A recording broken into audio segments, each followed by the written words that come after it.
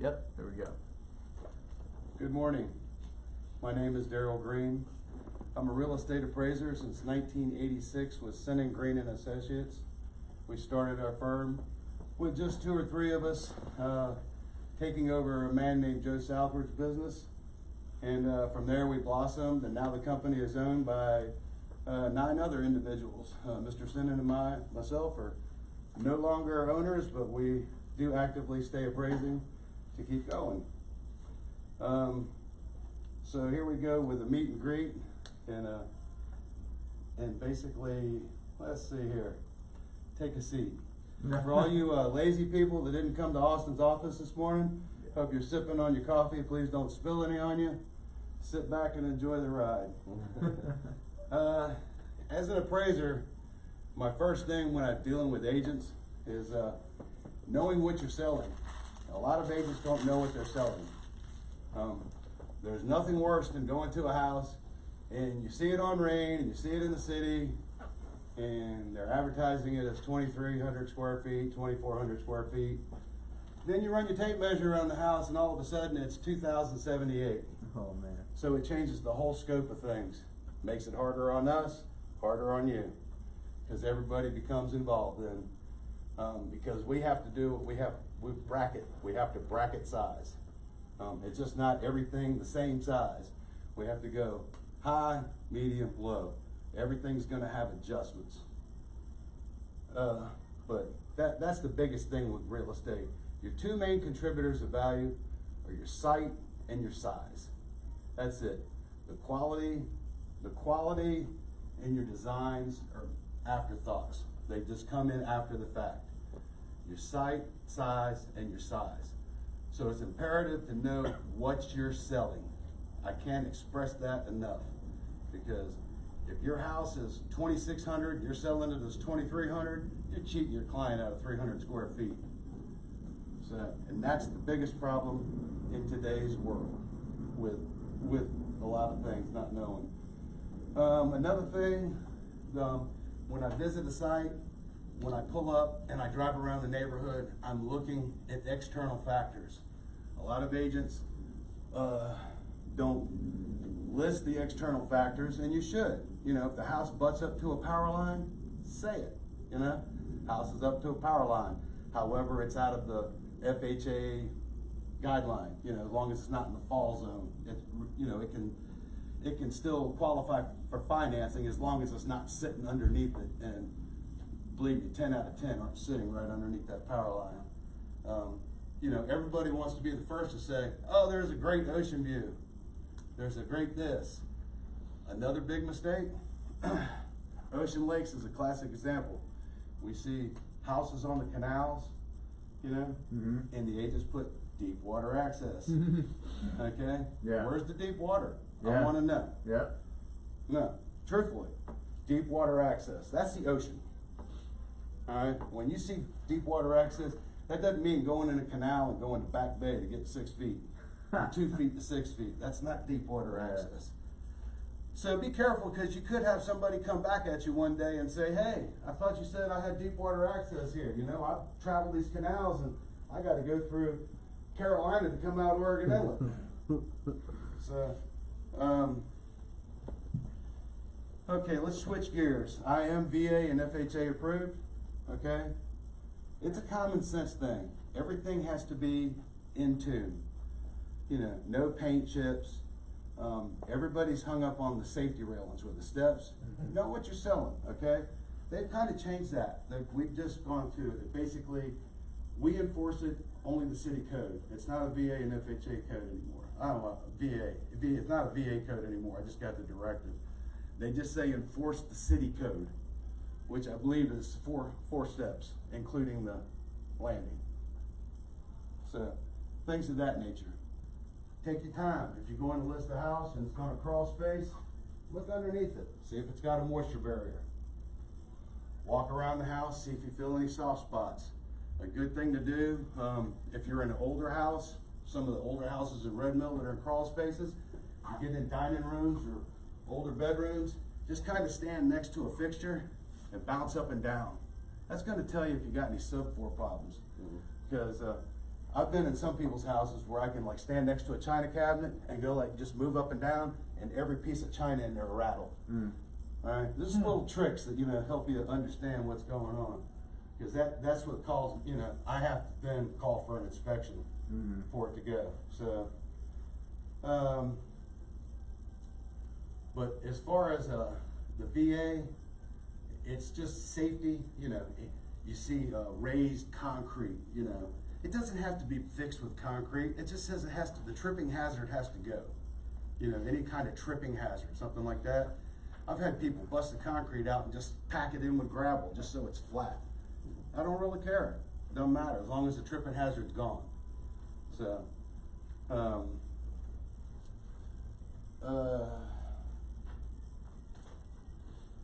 let's see here. I have quite a few questions as well. Fire away, Austin. All right. So what would an appraiser mainly look for in a home when they're walking through? Is there anything like specific would be a red flag when you're walking through?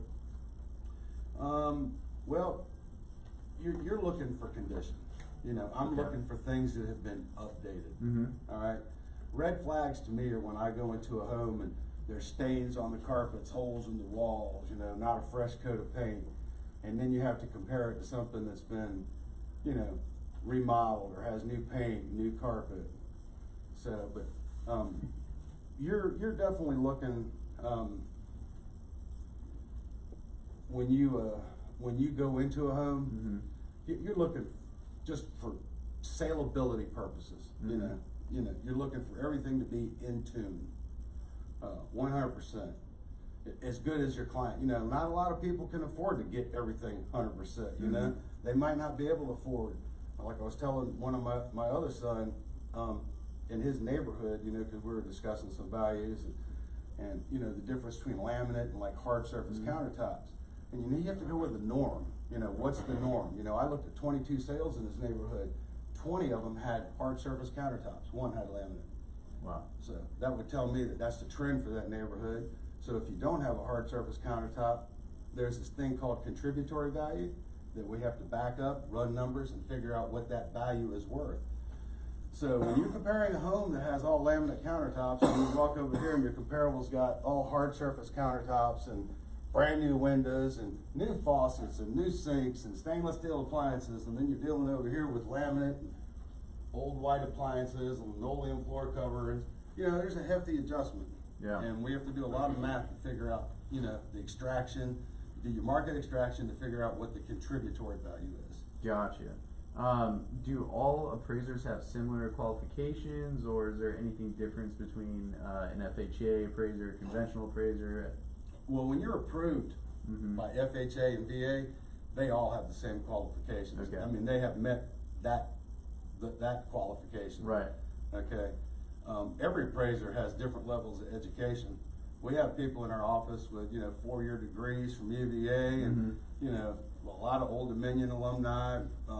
Me personally, I'm walking proof that you don't have to go to college and graduate. There you go. Okay. Yeah. I went to Tidewater for 2 years. I took business management. I took all the classes I need to do, and I never really finished. I was about 3 semesters away from getting a degree, but I just didn't finish it. Yeah. That's on me.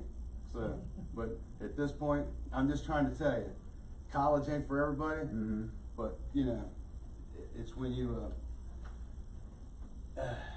it takes a lot of fortitude. Yeah. You know what I mean. Yeah. So, anyways, go ahead. All right. So say if I was to get an appraisal on my house without a home sale, what would be the average cost on getting an appraisal like that?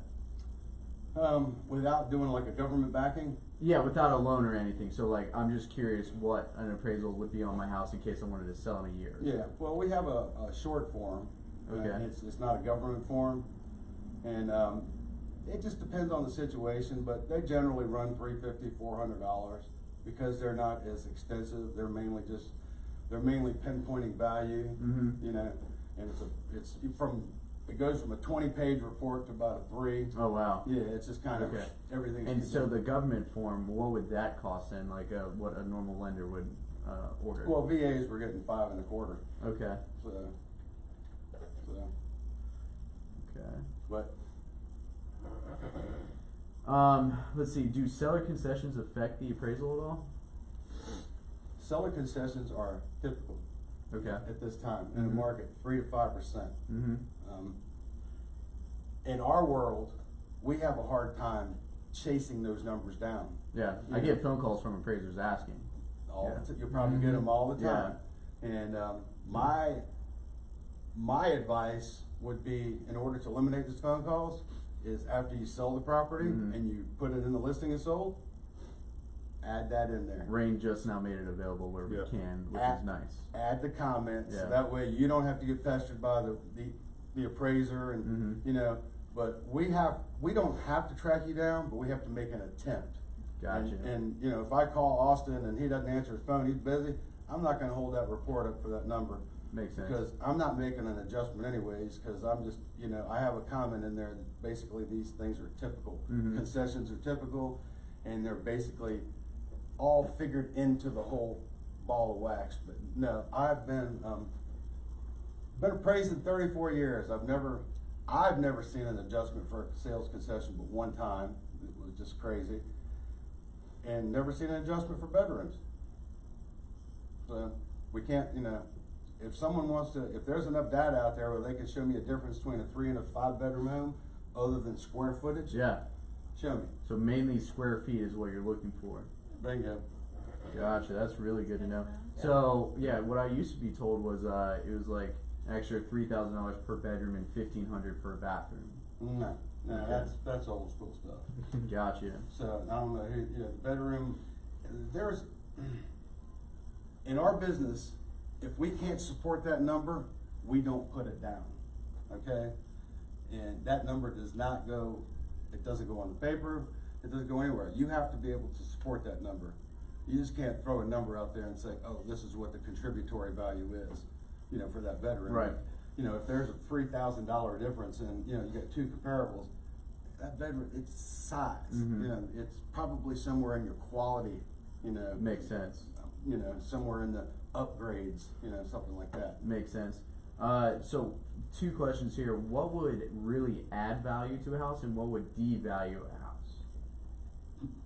Well, what would devalue a house would be improper care, lack of updating, you know, owning a house next to a gas station or some kind of crazy, you know, exterior obsolescence. Okay, now would you say a pool adds value? Yep. Now, Yeah. what would the typical value of a pool kind of add? Here again, neighborhood, size, there's so many factors Yeah. that just go in there. But generally, over the last 30 years, what I've found is somewhere around 35%. Nice. So somewhere, it's just right in that. Sometimes it does run a little higher, it just depends on the whole situation. Makes sense. What you're comparing it to. Makes sense. Now, Just remember, everything always goes back to what you're comparing it to. right.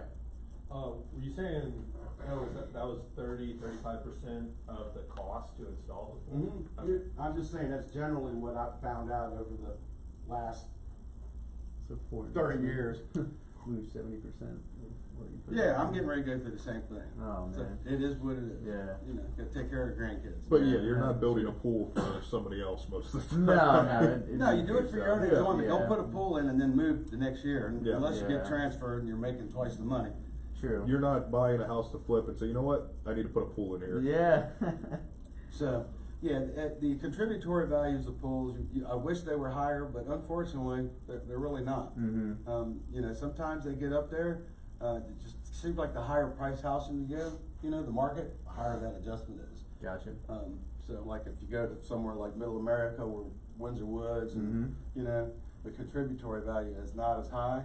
And plus you have to pay attention when we're making pool adjustments to age, updates to the pool, you know. Makes sense. Pay attention to those, hey, this one's got a new liner, hey, we got new filters, pumps. Right. So, you know. Makes so sense. Everything's always contributing to the functionability and the overall condition of the product. Now, when a lender orders the appraisal, how long does it generally take to get that appraisal in? It depends on who you're dealing with. I mean, that's a loaded question. Yeah. But VA has so- a standard, doesn't it, like 14 days? 10 days? You say it's 14 days, 2 weeks, but it's 10 business days. Gotcha. So Yeah, it's 10 business days. Gotcha. And that's for any type of VA. You know, And then they put a new one on us, it just happened, with VA, where it used to not be, but we're required to contact the individuals within 48 hours. Ah, okay. So when I get that order, Yeah. I might set it up for next week, Mm-hmm. but I'm gonna contact them within 48 hours, say, hey, I got your appraisal here, you know, Gotcha. oh, it's vacant on lockbox, go when you want, you know, Mhm. I'll hear that, or whatever. You know, when do you wanna meet, got dogs in the property, you know, Right. Makes sense. that kind of stuff. So, Now, FHA and conventional, say like once you get it ordered, is it typical like a week later? Is there like a deadline like VA? everybody's different, you know? Right. I mean, when you deal with different companies, Mhm. they try to put guidelines on you. Mhm. And when I receive an order other than VA, I'll have, like, a lot of times I'll get orders that are due on a Sunday, and I'll just type back, I'll accept this if you move it to Tuesday or Monday. Gotcha. You know, I don't need nothing due on a weekend. Right. Yeah.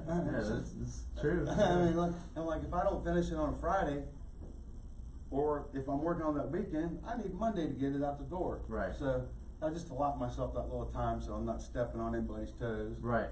Makes total sense. So, but everybody's different on that, Mhm. you know. When they call you up, personally, if I was an agent and the house is vacant, I say go. Give me a call if you got any problems. Yeah. You know, have fun. Yeah. If I was to meet if I was an agent and I was meeting an appraiser there, open the door, meet, greet, take a seat. Yeah, I was gonna ask, do you like the agent actually I was gonna say, or? let's unload that question a little Yeah. bit. Meet, greet, take a seat. Gotcha. Yeah, just leave them alone. Okay. Yeah, that's the best thing to do. I Yeah. mean, because what I do is I do an inspection of the property, Mm-hmm. and then if an agent's there or a homeowner, I basically go through my inspection with them, satisfy their mind. Gotcha. You know, all right, here's what I've noticed in your house. 9 times out of 10, they're not telling me anything else other than, oh, well, this wall's been up, all the wiring's been done, something I can't see. Yeah. I'm not a home detective, I'm not a home inspector. Mhm. I base property on the obvious, Makes sense. so. Makes total sense. Let's see. Now, when you come out the first time and say you have to come out and re-inspect, who pays for the second time for you to come out there? People are buying the property, Okay. generally, not unless it's worked out with the agent. And Mhm. some you're talking about like when all the repairs weren't done, Right, exactly. or like when I go out there and I find softwood everywhere, Mhm. or you know. So when you're looking through to have that second inspection, is it stuff like paint chips, wood that's Depends on the situation. Okay. You know, FHA. Mhm. You know, look at if someone's buying a property FHA, know what you're getting into. You know, walk around that house and notice any paint chips. Notice siding pulled out. You know, like sometimes siding is in place. Mhm. Because it states everything's supposed to function and work properly. I mean, to be truthful, the gutters are supposed to be clean. I do that all the time with VA. Yeah. I mean, if that's the only thing they have to do, I'll just say, hey, look, clean your gutters out. You know, I mean, it's supposed to function properly. Right. Are they functioning properly when they're full of pine straw? No. It's that simple. Makes sense. But, you know, I just tell them if there's other things to do, you know, hey, let's just get this taken care of. Mhm. But because it's part of functioning. Everything is supposed to function sound. Yeah. So, and that's basically what you're looking for. Now, what do you see that is pretty repetitive that if you would have to come out a second time, like you always see lots of paint chips or something that most sellers do that you would prefer them to take care of? I'd say your paint chips are number one on older properties. Okay. And mainly on the exterior that we're talking about? Yes, Okay. yeah. The biggest thing, is the handrails, you know. You get in some of these neighborhoods where people just neglect to put handrails up, or safety railings. Right. That's the biggest thing, I mean, cause you know, you'll see sometimes 6, 7 steps without a handrail, and I'm like, no, gotta, you know, doesn't meet city code, it's not Right. VA code now, now we gotta refer back to city code. Gotcha.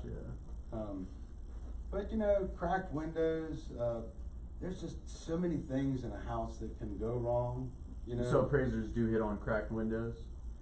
I look at everything. Mm-hmm. And do I make them, if it was a VA or FHA, yes, they're gonna replace it. A conventional, see, that's the difference between conventional. Conventional, you can take the condition of a property and encumber it and then make a market adjustment. Mm. You see what I'm saying? Mhm. You don't have to do all those repairs. Right. You have to mention them, Right. you know, and then you're doing it as is. So it might not be are you familiar with the condition ratings, how we do it, C3, C4? Mhm. Okay, yeah, well, it's all UAD data set, come up with a whole new rules. And so, like, basically, C3 is something that's been, it can be something that's been remodeled or well-maintained, Mhm. you know, right in that range, and thing. C4 is the word, they use the word adequately, okay? And there's a difference between adequately and well, Makes sense. all right? Yeah. And you see it all the time, you know, and this is like when you go into people's houses and, you know, carpets are all dirty and, but Mhm. they're still good, but they're just dirty and, Adequate. yeah, it's just adequate, it's not well maintained. Makes you know, sense. You know, so, you know, roof needs to be updated, or you know, the windows need to be updated, Mhm. or, you know, the furnace needs to be updated, you know, just, all it takes is 2 or 3 things to hit that number, and then boom, you're right there in the C4, because you gotta, you know, it doesn't fit the criteria for Yeah. C3, so. Now, here's another question, and I'm sure most agents would wonder this as well, is when you're looking at comps, how far out do you generally go? Is it generally like a quarter mile? Do you try to stay within the neighborhood? Well- What does that look like? Here again, let's revert back to this common sense. Yeah. Okay, what I do as an appraiser, if I'm in a neighborhood, I pull the neighborhood up first. Mhm. But I always do it two or three different ways of searching. And, the first one's the neighborhood. For example, but this morning, when I did a search for a property I'm doing out in the country, Mm-hmm. I basically start at 1 mile, then I bump to 2, then I Mhm. bump to 3, and then I go out to 5. Okay. Okay, just to try to see what's there, what's available, and how does this compare to my property. Mm-hmm. I'm not afraid to use it like out in Blackwater. I'm not afraid to mix and match comparables from Chesapeake to Virginia Beach. Yeah. Land values are a little different, but they're really nip and tuck. You get a 3-acre site that are real close Mhm. together, you know, how can you prove that difference? Makes sense. You know, so, but yeah, I'm trying to stay within the neighborhood. Mhm. A lot of times you can't, you'll get certain situations. For instance, if you're in a neighborhood and there's 13 sales and you have an in-law suite, no, it just changes the whole Yeah. realm of things. Right. You gotta try to use a couple sales in the neighborhood, you're gonna adjust for that, then you're gonna try to leave the outside parameters and try to find a sale with an in-law suite, and how does that compare? Right. You know, and that probably might tell you what some of your adjustments are on your other one. Makes sense. So, as long as you have accurate site adjustments and quality of construction adjustments. Yeah. When it comes to adjustments and appraisals and stuff along those lines, with your experience, what do you say is the normalcy in appraisers rocking the apple cart? Because a lot of times we'll have agents that come in with appraisals and we're explaining to our clients, we're like, hey, the appraisal is gonna probably come in close to what contract price is. If we're doing our CMAs and our market assessment correctly, most of the time they come on spot on, there's really not that much wiggle room. Where sometimes the agent may expect it to come in a lot lower or a lot higher, but usually they're right round. So how often do you see appraisers, or is there reasoning why they don't like to differentiate too much from the contract price on a lot of contract deals, if they're right in that window? You'll never see it like just a couple grand higher or a couple grand lower, like very rarely if we're doing our jobs correctly. Well, if you're doing your job correctly, it should hit right on in there, shouldn't it? Mhm. It should. It should, so, you know, I'm gonna put on there what I feel, you know, if it's 2,000 higher, I mean, I just did a property in Great Neck, it was, tenants, 8 years tenants. And, they had a contract with the seller, for a little bit low, and I'm coming 21,000, something like that, over market, over the sales price. Wow. And, That's good. and, you know, and I'm appraising the house, I'm not appraising the contract. Okay. Right. And that's what you're supposed to do. Right. You know, so if it's 2,000 over, it's 2,000 over. There's a reason.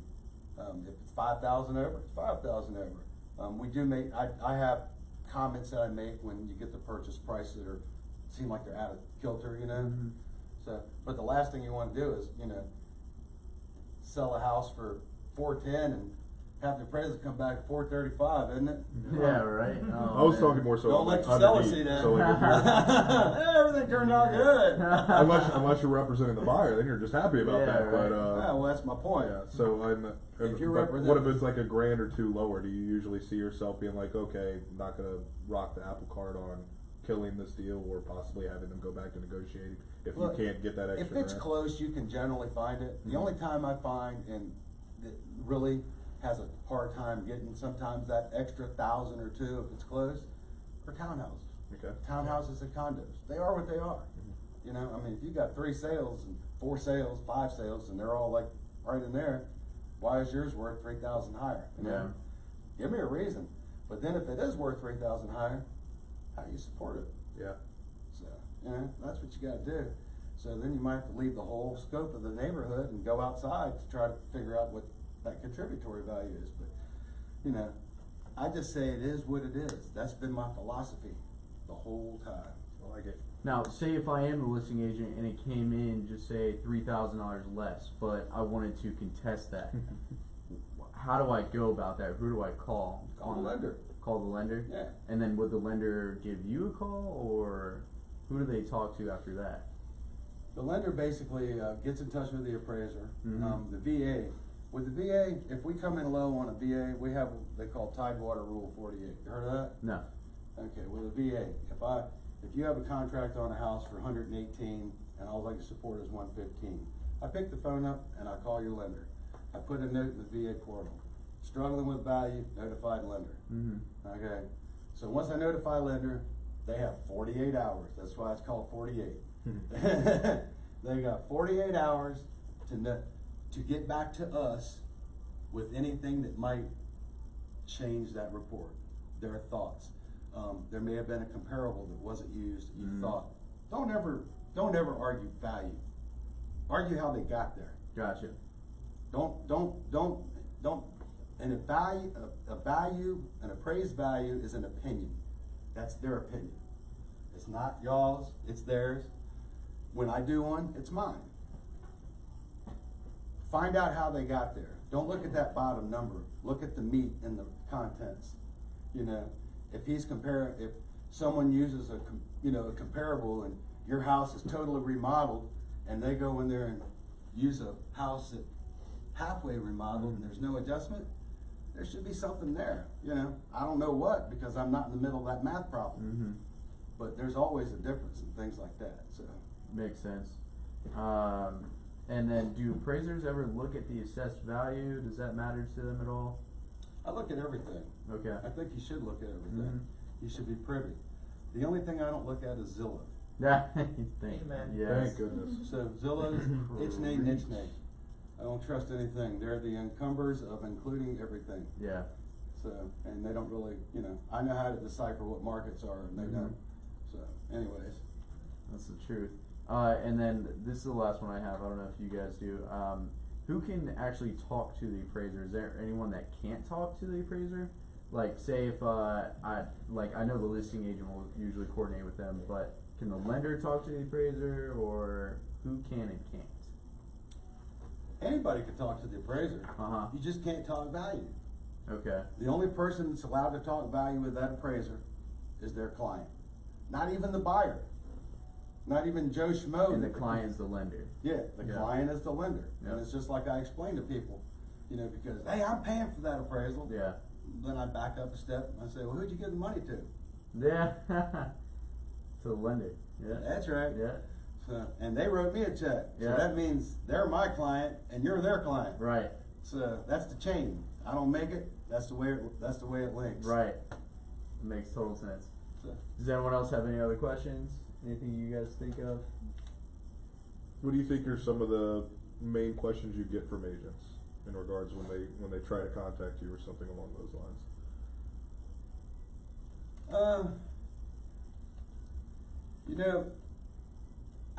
you know, some of the things what I get when I call people, the things that I get are like, oh man, I'm glad I got you.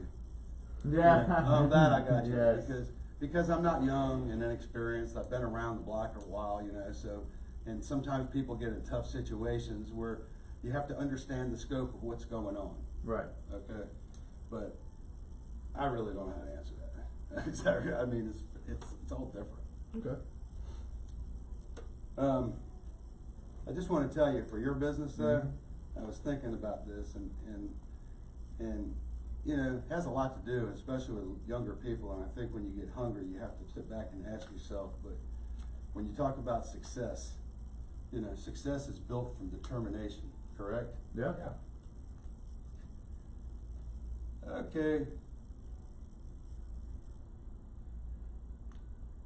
But determination comes from fortitude. Right? Everybody knows what fortitude is? It's the truth, man. Alright. Where does fortitude come? Where does it come from? Within. Right. Alright? Everybody creates their own destiny. Right. That's exactly it. So, and that's just my little philosophy that I kind of dig with. I've kind of, you know, got all of our people, but you know, we've got a very successful firm, and there's a lot of people out there. There's a lot of good appraisers out there, and there's some appraisers out there that, you know, you just kind of go, look out of the corner of your eyes, just like you do with some agents. You know, you have to be careful who you're dealing with, know who you're dealing with. Makes sense. But you know, just respect one another. That's the big thing. You know, and the worst thing you can do as an agent is just to keep putting pressure on somebody. You know, just let them do their thing, and if it doesn't work out, then you back up and look at it. You know, I'm always around the corner, so if you got something close and you know you need some advice or something, you know, need me to look at something, be happy to do it at any time. Awesome. So, Well, that's an awesome. Yeah, no, it is. Cool. yeah. So, anything else? No, that's it. Thank you Got it? so much. Yeah, we appreciate it. Appreciate Thank you. appreciate your time. Good luck to you guys. All